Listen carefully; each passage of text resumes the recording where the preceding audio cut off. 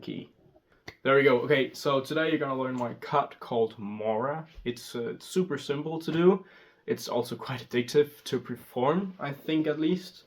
XP, Cardistry experience, is in about a month, I think. So you better learn it fast so you can show it to me in real life. That would be super cool.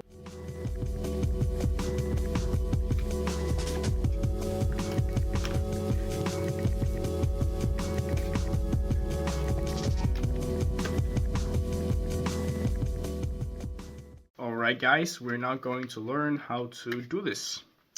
So to start off with the cut, you're going to have the cards in your main hand, so the bottom hand here, and you're going to extend them, the whole deck like this. Now you're going to break off about a third with your index finger, and the only thing the index finger is going to do now is slide upwards like that, so it's now clipped with the thumb. While that is happening, we are going to break off into some kind of a C grip here. We do this by using our thumb and our index to simply break off like that. Now, whilst this bottom packet is being pushed upwards, we are going to apply pressure with this index finger here and our thumb so we can riffle off some cards. Now don't worry, this whole structure is still being supported by these two fingers in this hand, so it's not gonna like spray out everywhere.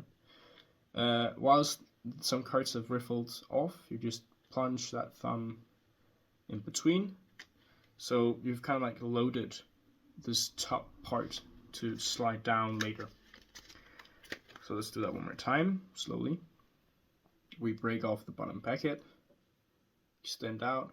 We push up the second we can, we apply pressure, riffle off some cards, and we kind of keep it level so the cards don't fall down because they're simply just laying here. It's okay if you use the bottom index finger to hold it. You can't really see it when you're performing it, so that's fine.